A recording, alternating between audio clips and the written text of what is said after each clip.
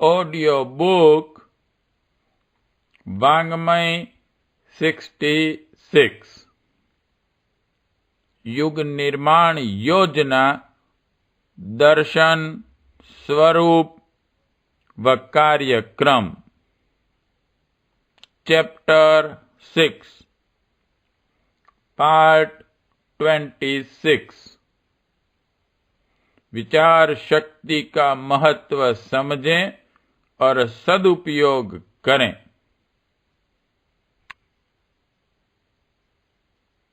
मनुष्य का विकास और भविष्य उसकी मनःस्थिति पर निर्भर हैं।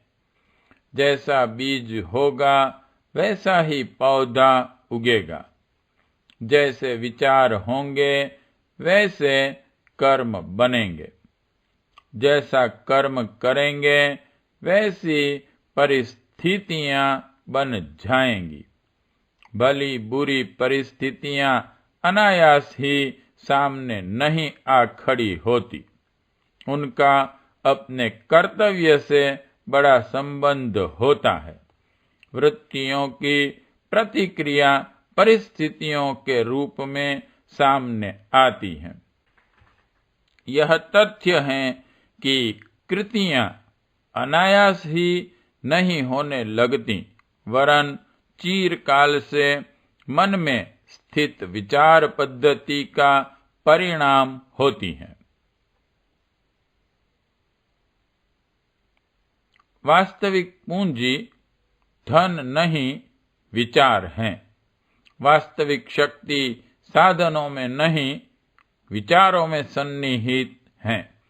व्यक्तित्व का निखार विचारशीलता पर अवलंबित हैं। सोचने के ढंग से जीवन को दिशा मिलती है और दिशा निर्धारण पर भविष्य का भला बुरा होना निश्चित है। सच तो यह है कि आज कोई व्यक्ति जिस भी स्थिति में है वह उसके अब तक के विचारों का ही परिणाम है और भविष्य में जैसा कुछ बन सकेगा उसका आधार उसकी विचार शैली ही होगी।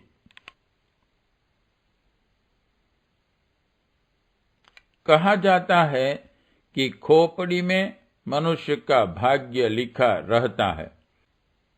इस भाग्य को ही कर्म लेख भी कहते हैं। मस्तिष्क में रहने वाले विचार ही जीवन का स्वरूप निर्धारित करने और संभावनाओं का ताना बाना बुनते हैं। इसलिए प्रकारांतर से यह बात सही है कि भाग्य का लेखा खोजा कपाल में लिखा रहता है। कपाल अर्थात मस्तिष्क, मस्तिष्क अर्थात विचार। अतः मानस शास्त्र के आचार्यों ने यह उचित ही संकेत किया है कि भाग्य का आधार हमारी विचार पद्धति ही हो सकती है। विचारों की प्रेरणा और दिशा अपने अनुरूप कर्म करा लेती हैं। इसलिए कर्म में लिखा हो जैसा भाषा का प्रयोग पुरातन पंथ से करते हुए भी तथ्य यही प्रकट होता है कि कर्तृत्व अनायास ही नहीं बन पड़ता, उसकी पृष्ठभूमि विचार शैली के अनुसार धीरे धीरे मुद्दतों में बन पाती हैं।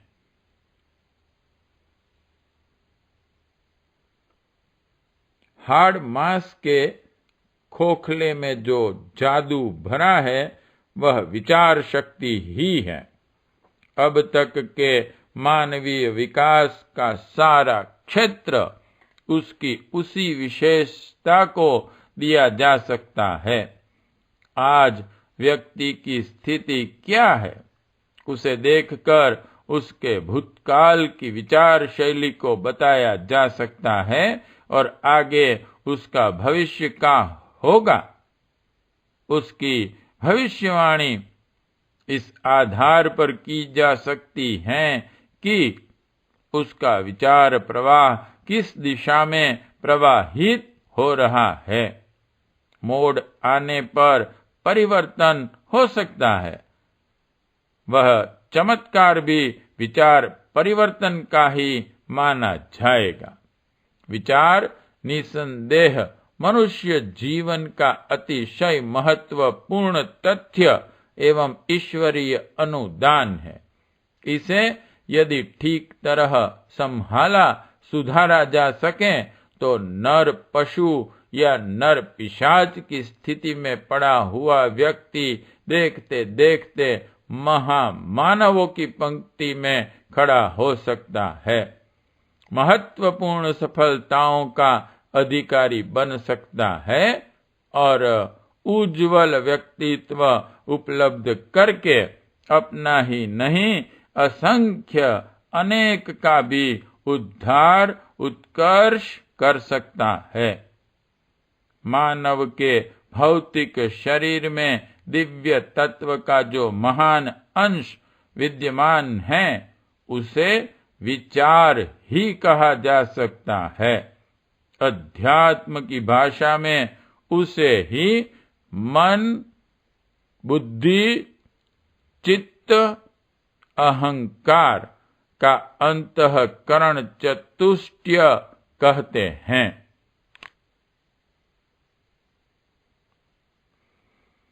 अध्यात्म का सारा ढांचा हमारी विचारणा, मान्यता, आस्था, निष्ठा और आकांक्षा को परिष्कृत करने के लिए ही खड़ा किया गया है।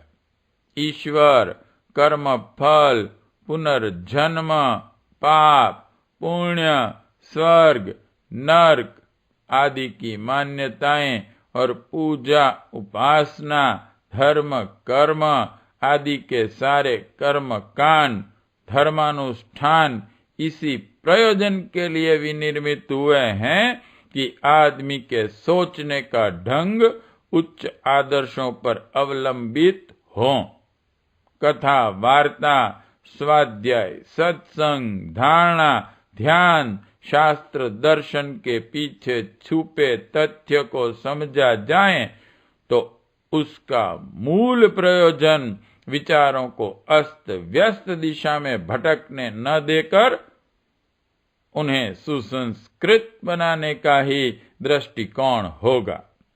लोग स्वास्थ्य, शिक्षा, धन, वैभव, प्रभाव, पद आदि संपत्तियों का महत्व तो जानते हैं, पर न जाने क्यों अभी तक यह समझ नहीं पाए कि वास्तविक संपदा तो विचारणा ही है और उसी के बल पर विभिन्न स्तर की सफलताओं तथा समृद्धियों का तालमेल बैठता है।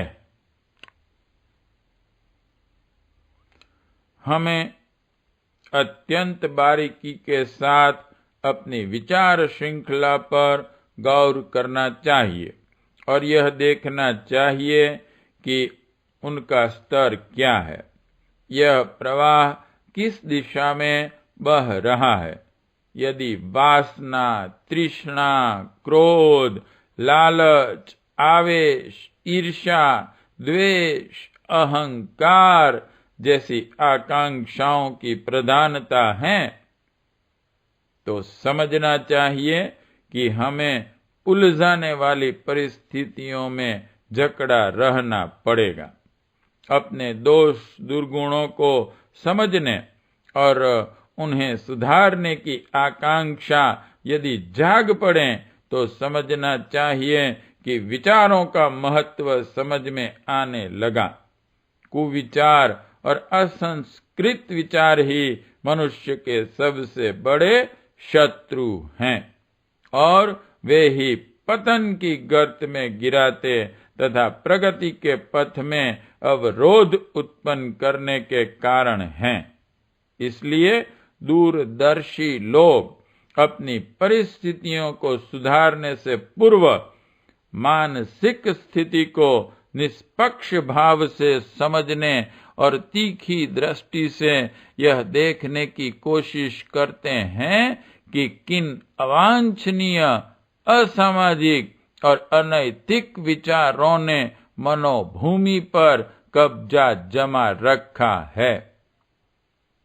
जिस प्रकार शत्रुओं और दुष्टों द्वारा अपने ऊपर होने वाले आक्रमण को निरस्त करने के लिए हम सतर्कता बरतते और सुरक्षात्मक तैयारी करते हैं, उसी प्रकार कुविचारों की मनः क्षेत्र में कितनी जड़ जम गई है, उसे देखने और उखाड़ने के लिए प्रबल प्रयत्न किया जाना चाहिए। आत्मशोधन को सबसे बड़ा पुरुषार्थ माना गया है, जिससे चित्तवृत्तियों की चंचलता और कुपथगामिता पर नियंत्रण कर लिया जाना चाहिए। बाहरी शत्रुओं से निपटना सरल है, क्योंकि वे दिखाई पड़ते हैं, किंतु आंतरिक शत्रु समझ में नहीं आते, दिखते भी नहीं, इसलिए उनकी ओर ध्यान भी नहीं जाता और निपटने की आवश्यकता भी अनुभव नहीं होती।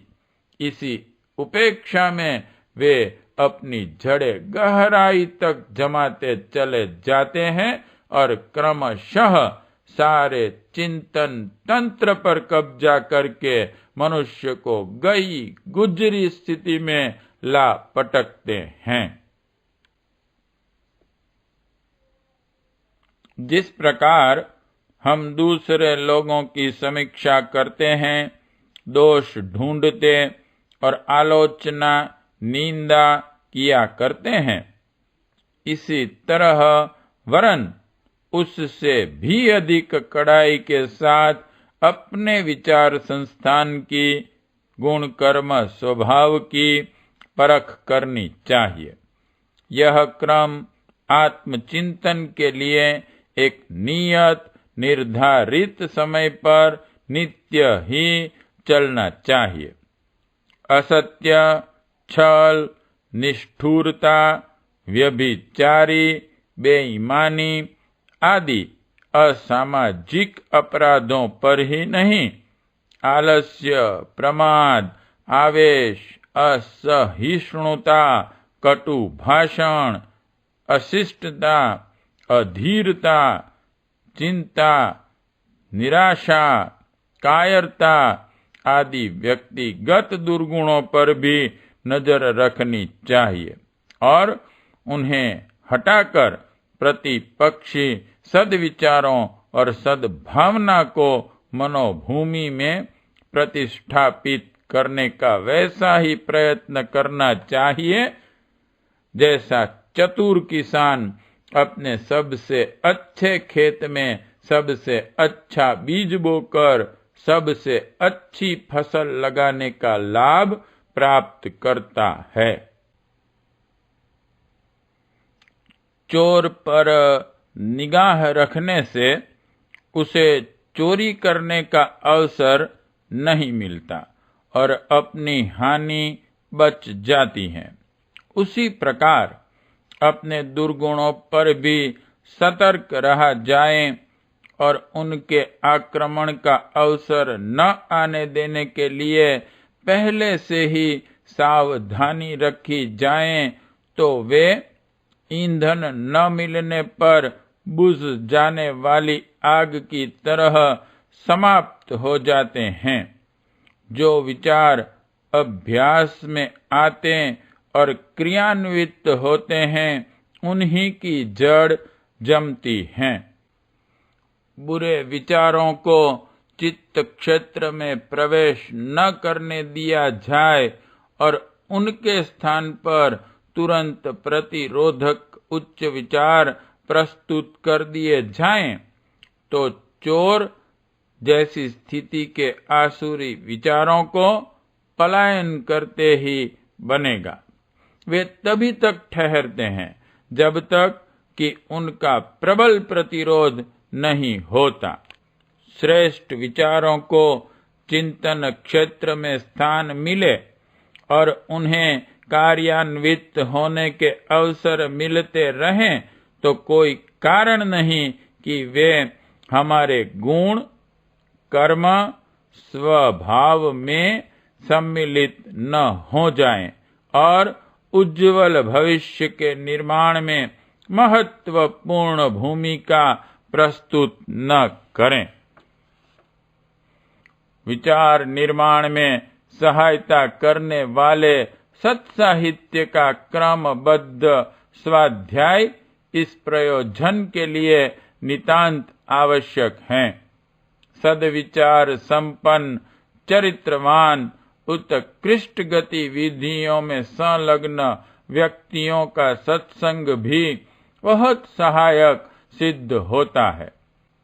भूलों के लिए अपने आप को एकांत में कान ऐंठने, उठक बैठक करने, चांटे लगाने, मुर्गा बनने, भोजन में कटौती करने जैसे शारीरिक दंड दिए जा सकते हैं।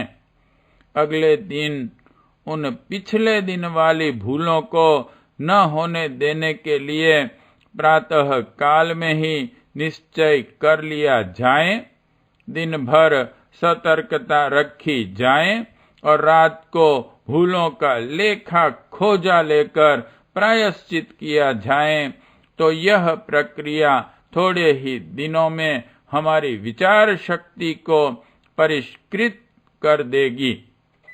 विवेक, औचित्य, तर्क, प्रमाण, वस्तु स्थिति का निष्पक्ष भाव से पता लगाने का क्रम यदि चलता रहे तो बहुत सी भ्रांतियां सहज ही दूर हो सकती हैं और सुसंतुलित विचारणा के आधार पर शांति, समृद्धि, प्रगति और महानता की दशा में तेजी से बढ़ा जा सकता है। प्रश्न 1. मनुष्य का विकास किस बात पर निर्भर है? 2. विचार धन से भी बड़ी शक्ति है, सिद्ध करो। 3. कर्तृत्व की प्रेरणा कहाँ से आती है? 4. मनुष्य शरीर का जादू किसे कहते हैं, क्यों? 5. विचार शक्ति का आध्यात्मिकता से क्या संबंध है? 6. विचारों की परख किस तरह की जाए और उन्हें कैसे सुधारा जाए? 7. आत्मालोचन क्यों आवश्यक है? 8. बुरे विचारों से किस तरह बचा जा सकता है? 9. विचारों के उत्पादन का स्रोत क्या है? 10. विचारों की भूल का प्रायश्चित, परिमार्जन कैसे किया जाए? पार्ट 26 समाप्त।